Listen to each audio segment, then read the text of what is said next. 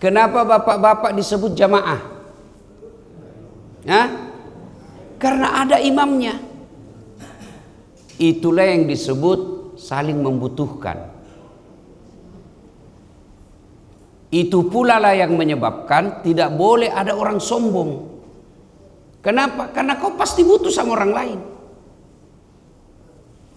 Saya tidak boleh sombong sebagai penceramah. Apa kau sombongkan Ustaz? Kau bisa jadi penceramah karena ada kau dengar. Coba kalau mau saya ceramah tidak ada jamaahku. Orang gila. Pak Imam tidak boleh sombong. Kenapa? Ada jamaah. Biar mau mimpin 30 juz hafal mau jadi imam, tidak ada jamaahnya. Tidak bisa jadi imam. Itulah sehingga kita tidak boleh sombong. Kita sholat tadi. Praktek kehidupan. Anggota tubuh paling mulia apa Pak? Kepala. Yang paling hina apa? Kaki. Biar kita kasih kawan tapi pakai kaki. Beda saat ini nuangi. Oh aku bilangnya biar saya miskin jangan kau hina Kak. Kenapa? Kehinaan anggota tubuh kaki. Bapak bercanda dorong kepalaku, dorong perutku masih senyum Pak. Dorong pantaku masih ketawa, tapi jangan coba-coba dorong kepala. Dorong di kepala Pak Imam. Marah, kenapa? Anggota tubuh paling mulia. Tapi ketika kau temu dengan Allah, kepalamu yang hebat ini kau nilai, rendahkan seperti kakimu sehina-hinanya. Kenapa? Kau bertemu dengan Zat yang maha besar, yang maha kuasa, Allah Subhanahu wa ta'ala. Maka ketika ada orang rajin sholat tapi masih sombong, itu temannya setan. Setan itu diusir dari sorga. Kenapa? Apa sebabnya jin waktu itu diusir dari sorga? Apa sebabnya Bu? Karena sombong. Kenapa? Dia tidak mau sujud. Kata Allah kalau bahasa sederhana, jin hormati Adam, sujud kok. Nah, apa Nabi bilang jin? Nanti aja. Adam adikku, baru kemarin saya lebih dulu diciptakan. Adam dari tanah, saya dari api. Unsur kemuliaan saya jauh lebih mulia daripada Adam. Saya tidak mau diusir dari surga karena sombong. Itu sudah dalam surga. Apalagi kita yang masih di dunia. Dan puncak kesombongan itu melalaikan sholat. Itu orang paling sombong itu melalaikan sholat. Tapi apakah telah sholat subuh seperti ini? Sudah kita capek hebatnya? Tidak. Tidak adalah faedah dunia kita dapat kalau sholat tidak ada nilai-nilai kehidupan yang kita bawa. Itulah sehingga kita orang Islam tiap tahun peringati Isra dan Mi'raj. Apa itu Isra Mi'raj? Nilai-nilai kehidupan di dalamnya. Nilai kehidupan apa? Satu, ibu-ibu, siapa yang tahu bulan Isra-nya Nabi? Bulan berapa Ibu? Kalau bulan dalam Islam, bulan tahun Hijriah disebut bulan apa? Syawal. Bulan Rajab.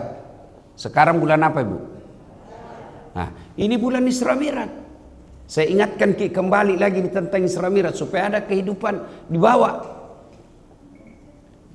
Bapak-bapak saya mau tanya, ibu tadi tahu jawab nih bulan Rajab.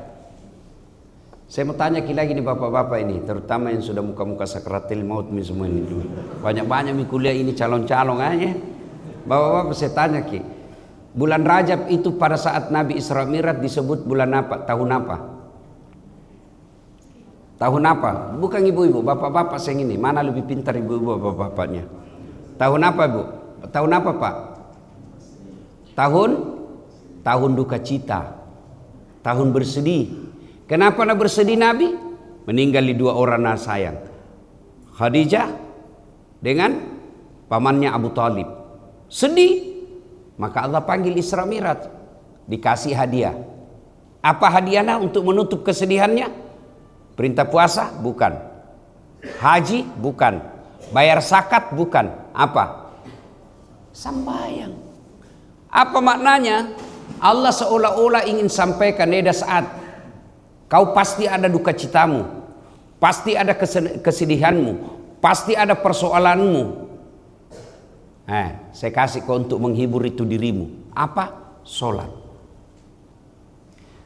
Jadi kalau kuliah ini muka ini masih pagi-pagi, muka penuh masalah semua ini. Iya toh? Masalah. Ada masalah bertengkar sama istrinya, ada masalah banyak utangnya, ada masalah yang cicilannya sudah jatuh tempo, ada kontrakan rumah, ada anaknya nakal, ada suaminya mau kawin lagi, macam-macam. Semua bohong itu kalau tidak ada masalah apa. Saya saja penceramah banyak masalahku. Apa masalah sekarang? Tidak ku nikmati itu namanya di depan umum kebutuhan pribadi. Mana makan ki Adam sing ibu-ibu, foto dulu Ustaz. Minta maaf, nah tahu ji mohon maaf Ustaz, minta maaf mengganggu. Kok nah tahu ji mengganggu tapi nah lanjutkan ji. Maka maki pinjam dulu tidak dilayani, langsung itu update status Ustaz sombong. Bukan sombong, kau ini tidak tahu situasi. Tidak ada orang, tidak ada masalah Pak. Kurang apa mulianya Nabi? Kurang apa mulianya Nabi? Kira-kira ada di sini kala ibadahnya Nabi? Tidak ada. Nabi tidak pernah lepas baca Quran. Nabi tidak pernah lepas Senin Kamis. Nabi tidak pernah lepas tahajud. Nabi tidak pernah sakiti tetangganya. Nabi tidak pernah bohong. Nabi tidak pernah ingkar janji. Nabi tidak pernah makan uang haram. Tapi ada juga masalahnya dalam rumah tangga. Difitnah Aisyah selingkuh. Pernah 3 hari 3 malam tidak makan. Ayo, apalagi diusir dari kampungnya. Diusir dari kampungnya Pak, bukan dibully. Kalau kita baru dibully sedikit di medsos mengamuk maki. Nabi bukan dibully, diusir dari kampungnya, beberapa kali mau dibunuh. Coba itu padahal orang mulia. Coba makin lihat bedek kalau ada nama Allah, pasti itu ada di sampingnya Muhammad. Iya toh? Tidak pernah dasat Muhammad, dasat Allah. Tidak. Ya selalu kita dapat Allah Muhammad, Allah Muhammad. Begitu mulianya Nabi. Tapi apa Nabi tidak ada masalahnya? Banyak masalah juga Pak. Apalagi kita. Ada orang ustaz baik namun sembayangku. Kenapa banyak sekali masalah aku ini ustaz? Aku bilang siapa ki? Tidak mau dikasih masalah. Turun sedikit itu Nabi Muhammad, turun lagi para sahabatnya. Cini minjo Khulafaur Rasyidin. 4 sahabat utama Nabi. Lihat saja. 4 ini Pak, 3 mati dibunuh. Ayo, dari 4 sahabat Nabi paling mulia sahabat Nabi yang dijamin masih surga, 4 mati dibunuh. Ini 4 Khulafaur Rasyidin. Abu Bakar tidak mati dibunuh. Umar mati dibunuh. Utsman bin Affan mati dibunuh. Ali bin Abi Thalib mati dibunuh. Padahal ini manusia mulia. Jadi kalau ada masalah dalam hidup ini, bukan karena Allah tidak senang sama kita, tapi ujian keimanan. Kenapa diuji ke Ustaz? Mau ki naik kelas. Kata pas sekolah ngasen riolo toh? Minimal SD. Iya Pak toh? Dan ada ijazah asli. Jama kok lagi bawa-bawa situ, ndak ada urusan ini. Ya toh? Ada ijazah kita. Nah, biasanya kalau mau kita dapat ijazah, kalau ada sekarang namanya UAS, bukan Ustadz Abdul Somad. UAS, ujian akhir semester. Iya toh?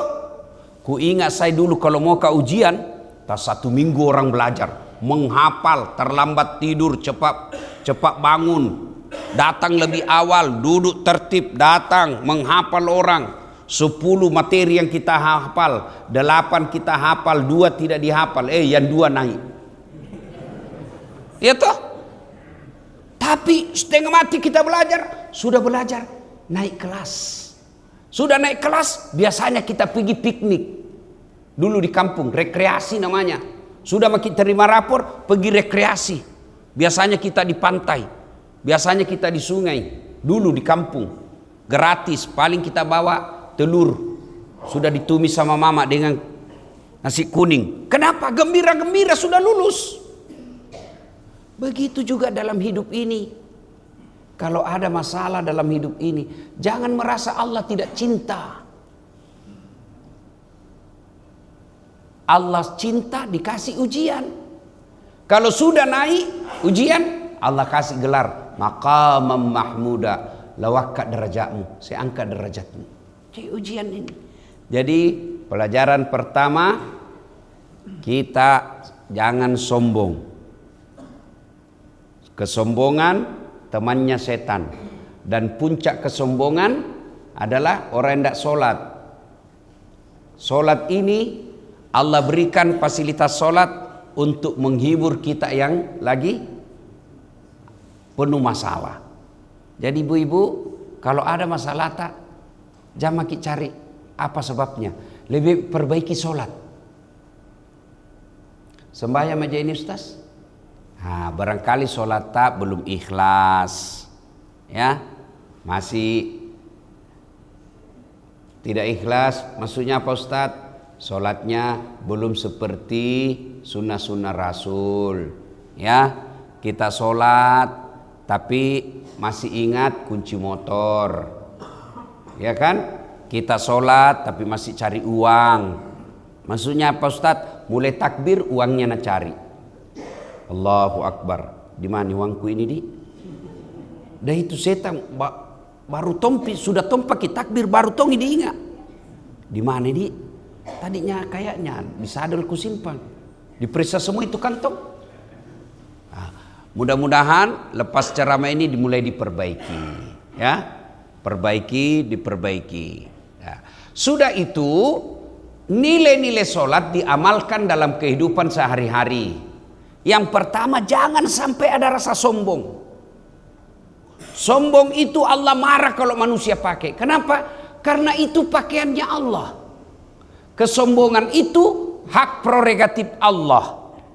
Maka Allah dalam 99 Asmaul Husna, satu di antara namanya Al-Mutakabbir, yang maha sombong. Kenapa? Karena hanya Allah yang tak memiliki, tak memerlukan apapun, yang tak tergantung kepada siapapun. Kalau kita, apa yang kita mau sombongkan? Ya, tidak ada. Kita bilang gagah ki, sekejap saja Allah marah, nah kasih stroke, bengkok muka, hilang mi gagah, berhenti mi cantik kalau bengkok begini, keluar miliur di sini. Kita bilang kuat ki, nah kasih langsung tidak ada. Jadi nilai-nilai sholat jangan sampai membawa diri kesombongan, ya. Nah, yang berikutnya, nilai-nilai sholat dalam kehidupan kita pelajari dalam Isra Mi'raj, jangan sampai ada di antara kita. Itu hubbi aklil haram, suka memakan barang haram. Ya, bisa jadi doa-doa kita tidak diijabah oleh Allah Subhanahu wa taala. Kenapa? Karena masih kita konsumsi barang haram itu. Barang haram yang dimaksud bukan babi, bisa jadi ayam, tapi cara memperolehnya tidak halal. Ayam, betul ayam, tapi cara memperolehnya apa? Dengan cara menipu. Bisa jadi dia makanan halal, nasi, tapi cara memperolehnya haram. Nah ini biasa, misal lewat mi, tapi mudah-mudahan tidak lagi. Uang pilkada. Nah biar orang haji ke masjid nambah tonji, uang pilcale. Iya toh? Begitu ditegur, nah bilang apa? Ini bukan serangan fajar Ustaz, ini sedekah subuh. Kalau masih sering itu begitu, lihat mi hasilnya sekarang.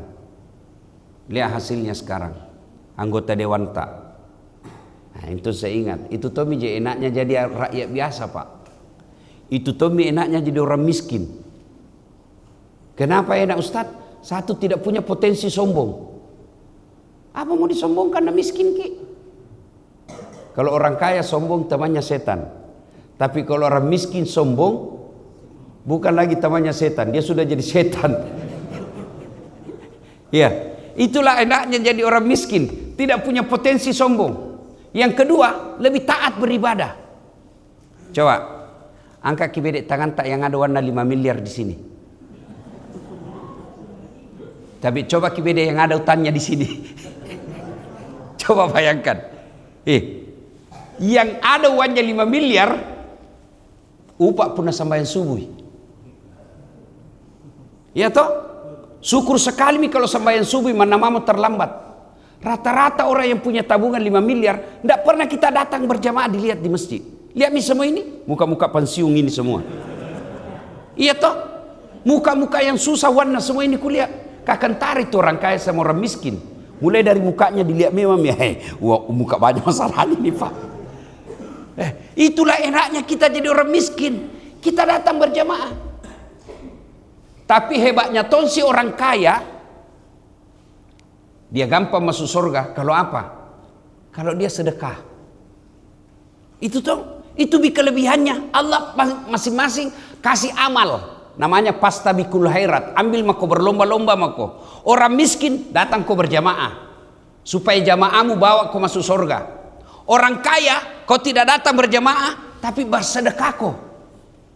Karena kalau kau tidak sedekah, tidak ada pintumu masuk surga yang lebih gampang. Coba mi, pengajian tabligh akbar, tidak ada itu mereka orang kaya, tidak ada. Iya toh? Gotong royong, tidak ada juga itu. Pengajian, lihat mini sekarang, tidak ada. Tabligh akbar, pergi di lapangan Karebosi tabligh akbar, tidak ada tongi. Jadi kalau dia kekayaannya tidak dipakai untuk masuk surga dengan sedekah, maka rugilah dia, susah masuk tonji surga nanti tapi lamai. Kita yang miskin, pintu tak masuk surga, datang makin berjamaah di masjid. Dan berjamaah di masjid gratis. Itu ini anak genset ini. Kalau anda bilang susah masuk surga, saya bilang salah kok deh. Yang susah itu masuk neraka. Masuknya Ustaz, lihat mi bede. Judi bayar atau gratis? Dibayar. Selingkuh? Oh, lebih mahal lagi. Tidak ada habisnya. Sudah dikasih, nah bilang besok lain lagi nak minta. Tidak mau kok ku share ini foto. Lebih banyak ongkosnya. Pergi dugem dibayar. Kita doakan Makassar sudah mulai banyak tempat dugem. Mulai banyak. Tidak mungkin itu distempel lagi tuh kak. Dia bilang temanku, tidak pernah pak iya. Kalau masuk KBD tempat-tempat begitu distempel itu tangan, dicop di masjid dicop. Masuk di masjid ada cop, tidak ada. Dibayar semua itu, selingkuh, judi, botoro, mabok, narkoba, dibayar ngasih, dibayar semua. Sembayang gratis, berjamaah gratis, mengaji gratis, naik haji kalau mampu. Mampu pak kok? Dan itu pintu masuk surga. Maka kita orang miskin, pintu cepatnya masuk surga dengan menghadiri kebaikan-kebaikan. Orang kaya pintu masuknya cepat surga bersedekah. Karena kalau bukan itu susah dia. Tidak pernah datang pengajian, tidak muncul di tabligh akbar, tidak datangi berjamaah, tidak datang di masjid malam Jumat baca Yasin.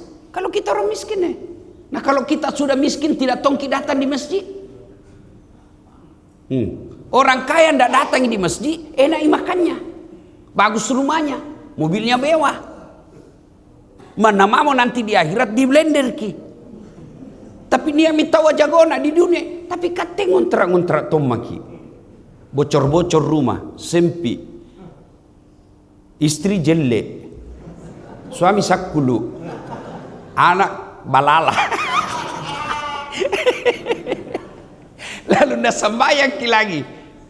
Di dunia sengsara, di akhirat lebih-lebih. Nah ini minta tujuannya kita datang pengajian ya. Nah, bawalah hikmah-hikmah kehidupan itu. Ya. Nah, Bapak Ibu saudara-saudara sekalian, saya masih bicara tentang Isra dan Mi'raj ini kan. Nah, Isra dan Mi'raj itu ada dalam surah Al-Isra. Juga disebut surah Bani Israel. Allah memulai dengan kalimat Subhana.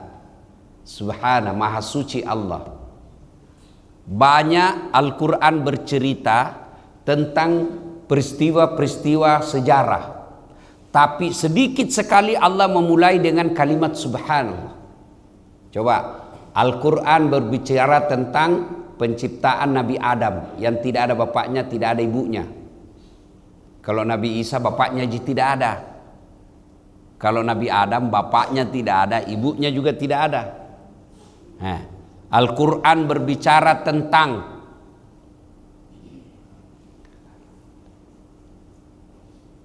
dihancurkannya Fir'aun di Laut Merah. Al-Quran bercerita tentang dihancurkannya umatnya Nabi Lut. Al-Quran berbicara tentang Nabi Sulaiman yang dipindahkan istananya dengan Ratu Balkis. Banyak sekali kejadian-kejadian dalam Quran.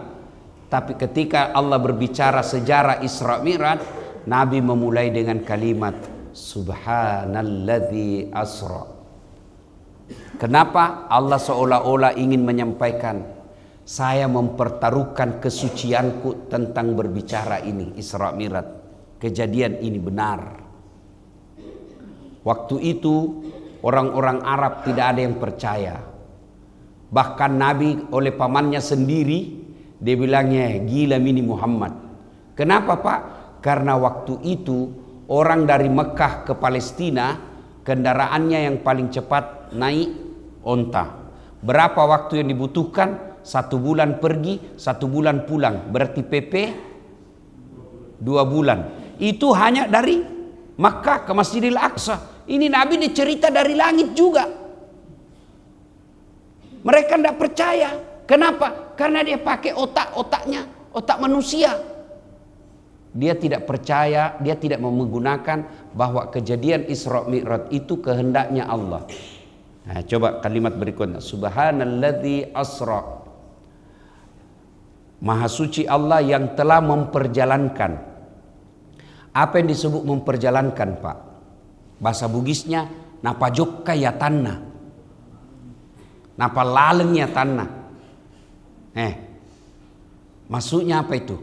Berarti kalau diperjalankan, berarti bukan Nabi yang jalan. Ya, napa jokkai. Berarti bukan Nabi yang jalan, tapi siapa?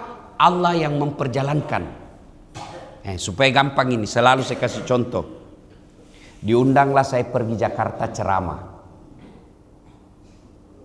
Saya berangkat pesawat jam 6.30, setengah 7 pagi.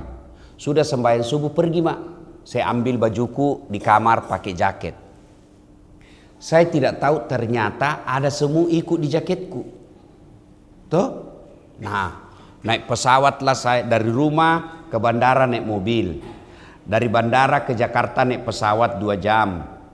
Acara jam 10 pagi. Sampai ke jam 8. Ceramah jam 10, sudah acara sebelum duhur. Jam 1 terbang lagi balik ke Makassar. Sampai ke jam 4. Begitu sampai di rumah maghrib, saya taruh jaketku. Keluar itu semut dari jaket. Nah, kumpuli temannya sesamanya semua. Pidato. Nah, bilang saudara-saudara Cikali, batu ini Jakarta. Datang ini Jakarta nak kana deh, mak botek mau sedek, mimpi ko sedek. Mana bisa kau pergi Jakarta? Dia datang Jakarta. Nah bilang jam berapa kau pergi? Dia bilang tadi jam 6. Nah bilang maghrib ada mau kau lagi di sini jam 6. Dia bilang ya, kau lihat mata. Dia bilang teman pak kepala talam mau sedek. Tidak masuk di akal. Mana bisa? Baru kau saja keluar di rumah. Nah ini jam aku mobil. Nah bilang itu semua cocok itu kalau saya yang jalan. Ini bukan saya jalan. Saya di kantor ada satlatih. Saya tidak pernah Kak betul tinggalkan di kantong. Tapi betul Kak datang ke Jakarta. Masuk akal apa enggak? Kalau otak semua kita pakai, enggak masuk akal, Pak. Tapi kalau kita pakai otak yang secerita, dasat yang jalan, enggak ada yang enggak masuk akal. Ini jam tanganku. Ini. Beberapa hari yang lalu datangi Hong Kong. Kita tahu Hong Kong, Ibu. Tepatnya Jackie Chan. Iya toh? Waktu ku di sana ini mi kota Hong Kong. Dulu di film-film waktu tak SMA dilihat di sini Bruce Lee berkelahi di sini tuh.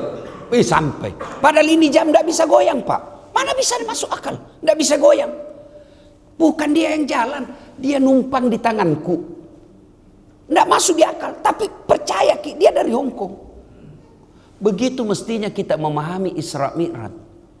Tenia Nabi Muhammad elok, tapi pun Allah Ta'ala melok. Ya ku pun Allah Ta'ala melok, kalau Allah yang mau, itu yang kita yakini. La haula wala quwata illa billah.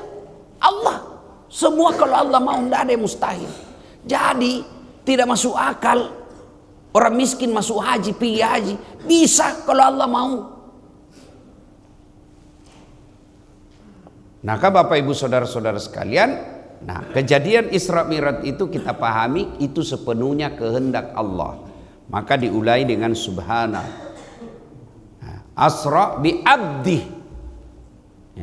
Kenapa Allah menggunakan kata abdi? Kenapa tidak dikatakan subhanalladzi asra bi Muhammad? Kenapa Allah tidak katakan langsung memperjalankan Muhammad? Kenapa Allah katakan yang telah memperjalankan hambanya?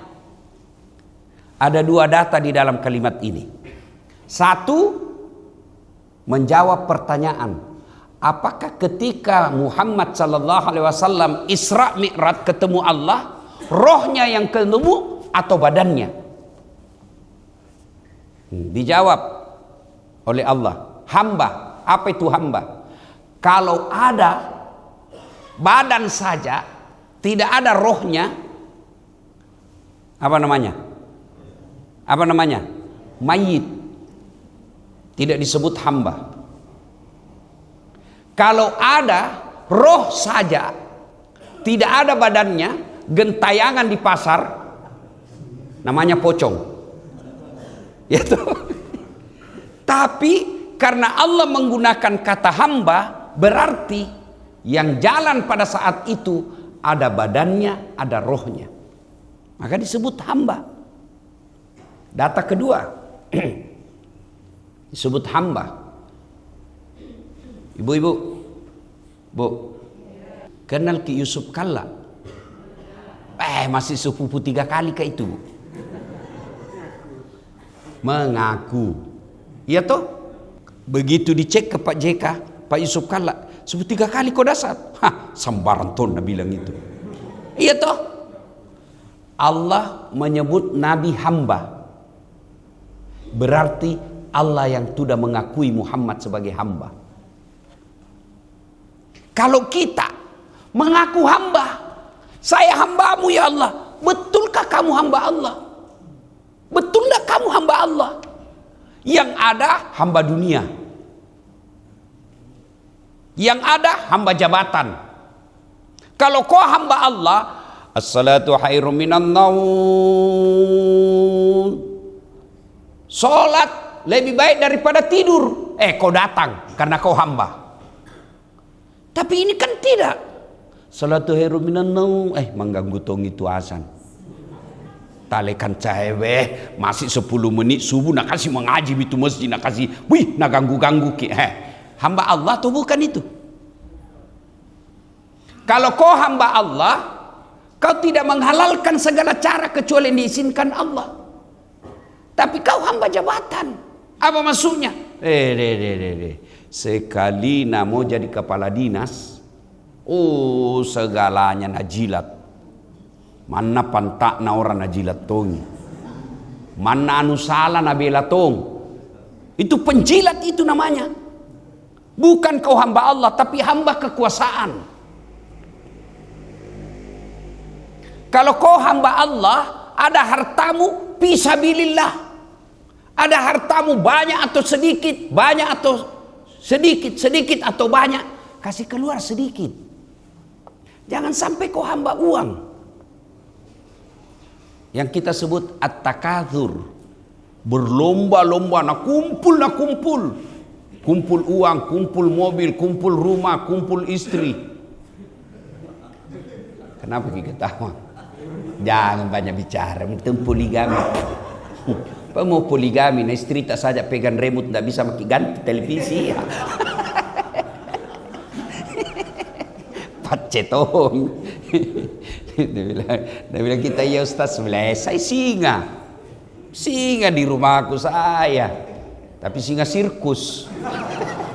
Istriku punya sirkus. Nah suruh lompat, lihat itu singa Pak, lihat itu singa tuh. Mau dia singa Pak, tapi lihat kalau dia sudah di sirkus sih, disuruh lompat di api. Begitu makin kita Pak, singa memang, tapi istri tak pemilik sirkus. Ini apa? Kalau kau hamba Allah, ada harta Allah kasih, Allah perintahkan, sedekah fisabilillah. Jangan sampai kita hanya menjadi hamba harta. Nah, Bapak Ibu saudara-saudara sekalian, ini saja tausiah kita, mudah-mudahan ada manfaat. Ya, saya dulu Bu kontrak di sini Jalan Harimau. Ada masjid di situ Baitul Aman. Apa sih di situ ada lorong 77A?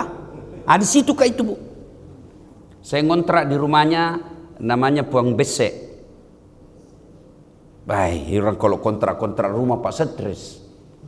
Kalau mau jatuh tempo datang sentuhan rumah, cerita mana? Saya bilang dalam hati, mau lagi naik ini. Masya Allah, kalau saya ingat itu waktu di Jalan Harimau Pak, saya tidak percaya hidup saya bisa sampai ke Hong Kong, bisa sampai ke Amerika. Jalan Harimau, maka adik-adik sekalian, kalau susah hidupmu sekarang, perbaiki saja sholatmu. Perbaiki saja sholatmu, jangan mau kau cari muka sama manusia. Makin kau cari muka sama manusia, makin hina kita Pak. Makin kita kejar dunia, makin hina kita. Dan saya sudah buktikan itu. Sudah kulewati semua itu. Bagaimana itu mencatat honor, bagaimana itu pilih-pilih honor, bagaimana itu pilih-pilih masjid. Sudah kulewati, tapi makin sengsara perasaanku. Belum saja. Tanya maki semua masjid yang pernah saya tempati ceramah di Makassar setelah saya populer. Ada enggak pernah saya minta honor? Enggak pernah saya ambil itu honornya kalau masjid. Lorong-lorongan. Enggak pernah. Orang kaya baru ku ambil honornya. Kenapa? Karena saya pikir ada hakku di rumah orang kaya. Jadi adik-adik yang susah hidupmu jangan kau putus asa. Sembahyang kau saja. Saya sudah buktikan itu Jalan Harimau. Waktu rusuh ini di sini, itu ada kan juga di sini. Tapi kuliah-lihat aja. Waktu di Jara ini kodong Ngarini dulu namanya nih di Biskop. Itu ada di sini. Itu dulu rumah sakit Dadi, tempat orang gila. Di situ toh, pergi ke sana kita tahu. Ku aja bicara lama-lama, ternyata penghuni.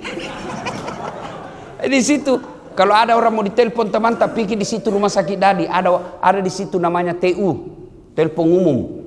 Iya toh, paling setengah mati kalau orang pacaran di depan tak. Lah mana tuh, banyak nak koin nak kasih sedia. Beli kau telepon sendiri kau pacaran. Apa? Jalan kaki orang pergi di kalau mau Panyuki, ada datang ustaz kondang. Jalan kaki saya Pak dari Jalan Harimau. Kalau datang Senudin Nemset, Manarul Hidayah. Datang itu Iskandar Eski, kalau datang itu di Mas Panyuki, Majelis Taklim Panyuki 3 Utama, jalan kaki orang dari Jalan Harimau. Nontonlah saya paling belakang. Saya bilang enak nur kalau jadi ustaz. Sekarang alhamdulillah jadi ustaz Kak Pak. Alhamdulillah. Ini Jalan Harimau. Saya sering juga dulu tarawih di sini. Karena kalau sekarang Jalan Harimau kan cepat sekali biasa berjamaahnya mau kat tanan-tanan di sini Kak datang sini. Ini masjid. Dari dulu modelnya begini panjang-panjang. Alhamdulillah ya.